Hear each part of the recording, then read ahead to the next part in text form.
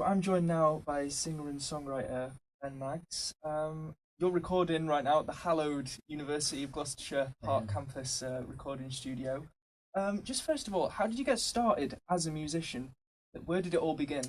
for me, actually, as a musician, I started playing violin when I was a boy. I think I was very interested in playing musical instruments, but I could sing a bit, but I didn't really know it that much. My grandparents used to get me to sing like Away in a Manger and stuff to them, that type of thing. So I had music running through me, but it was violin, and I played saxophone for quite a while. I'm a massive fan of Bruce Springsteen, and I think Clarence Clements and his band with the saxophone. I think that inspired me a bit. And then when I was like 15 or 16, I bought a really cheap guitar and found it a really amazing way to kind of interpret things I was feeling and stuff. So I started writing songs, I guess, around 16, 17 years old, that type of time. And that's where the songwriting kind of really began.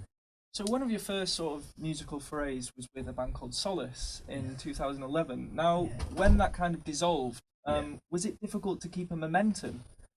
Yes, it was. Actually, it was earlier than 2011 that it dissolved. It dissolved, well, a few years before that, and it definitely was. To be honest with you, I actually didn't play music for about 4 years after it split up for various reasons. It was kind of, honestly, it was something we started to do really well. We had a sponsorship deal with Ripco, the clothing brand, and various other people had started to get interested in the band.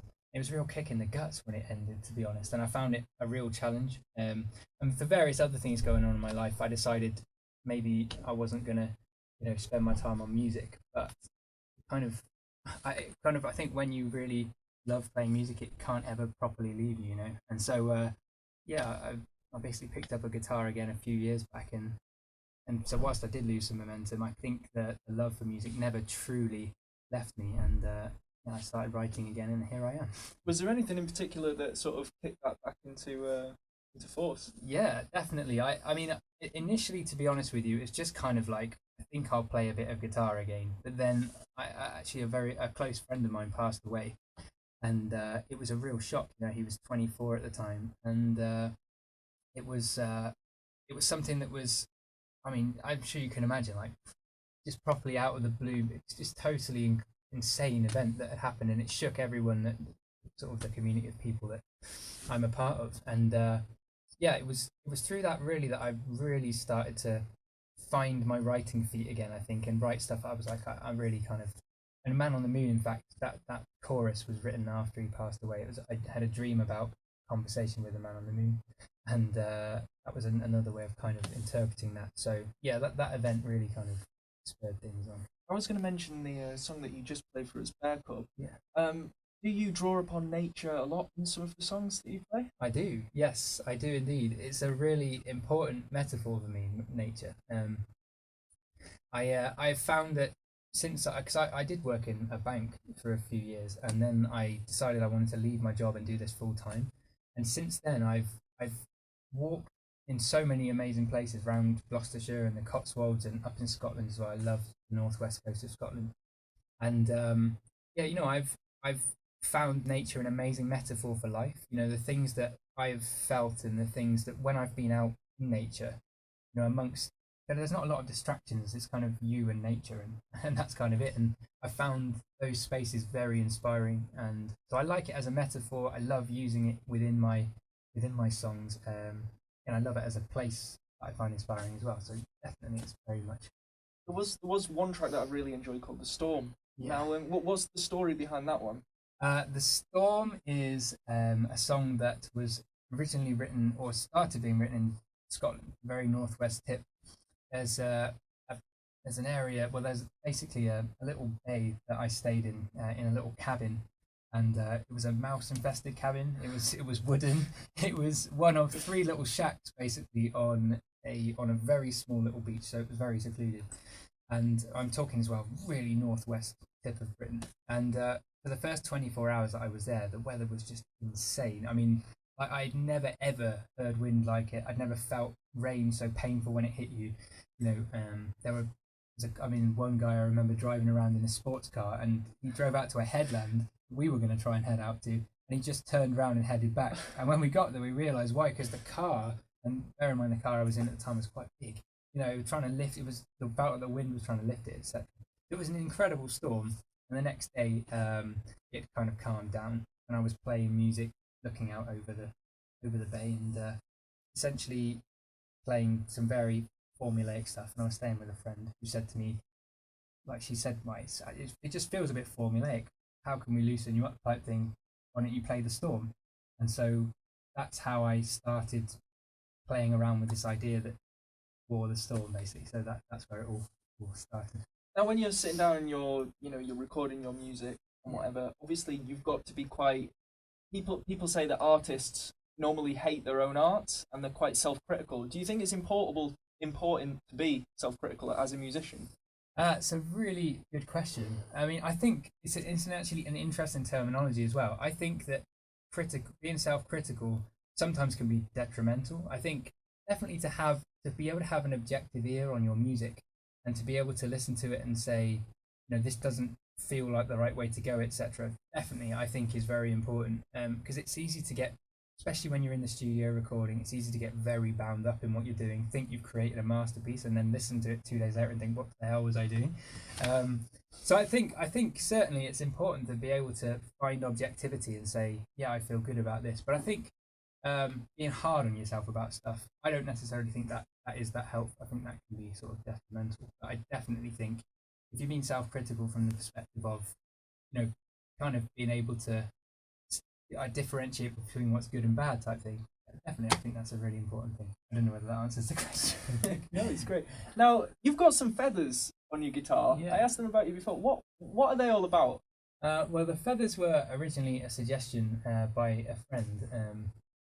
I can't actually remember at that time what the original reason behind it was, but it just felt like a really lovely thing, and it's become synonymous with my guitars and with flight. Really, for me, as a vocalist, I like singing a lot of falsetto. I like singing up high, etc. And as you alluded to earlier, I love nature as well.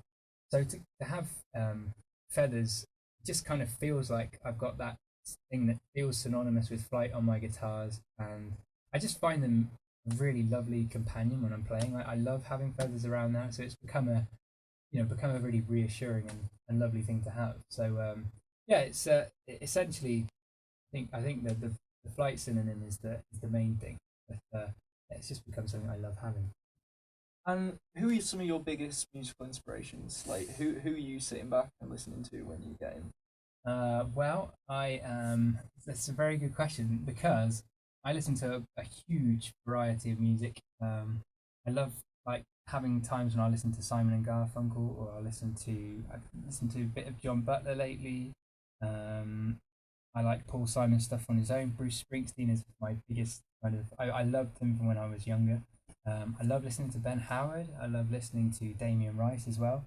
So I think I've got a pretty broad spectrum of likes in music, and sometimes I can listen to classical music as much as I can listen to anything else. But I like trying to explore songwriters and things. There's a guy called Jack Savaretti. I've just literally listened to some of his stuff. I don't know whether you know of him, but I think he's really cool. Paolo Nutini. I think any music that touches a chord, I'll listen to it, and I especially love. I don't know whether you know Nick Drake. But, yes. Yeah, I really love some of his stuff. So I've got to say, you remind me of him quite a lot. Really? Yeah. That is a massive compliment. After this interview, I'm going to hug you because that's a really nice compliment. Thank you very much. That's cool. Yeah. So I any music that kind of, for whatever reason, touches me in a certain way, whether it makes me happy or makes me sad or reminds me of this, that, something that's real. I think that's the word, real. I like real. Now your new album, Come As You Are, mm-hmm. been released. What's next for them, Max? That is a very good question. I think touring the album is the first and foremost. I've got a gig this Saturday on the 5th of December at the Convent. It's my second headline gig that's launching the album. And then I'm going off around the UK until Christmas. And then I'm touring. I'll be touring sort of February next year. I'm in Scotland touring next year as well. And I think, well, there's lots of plans in the pipeline, but I can't say too much because I don't know what's going to come when precisely. But there'll definitely be more recording at some point.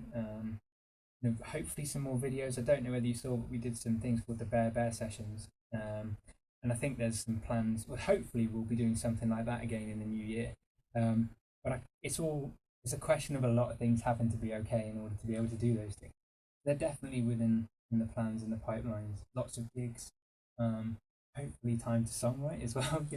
It's one of those funny things where you have to find time to do a lot of stuff, and yeah, I mean it feels like it's going to be an exciting year next year. We'll just have to see what things can happen next year. And just finally, quick plug for yourself. Where can we get your album?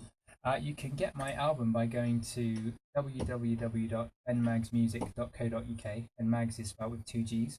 There's a store page there, and from there you can get a link to the physical CD and also to download, basically. So if you want to go to iTunes, you can go there from my website. You can get all the videos from there. You can get Spotify from the website as well. So that's the place to go, like the hub, and then you can get Facebook, Twitter, etc. But yeah, benmagsmusic.co.uk, and then you can find everything you need from there.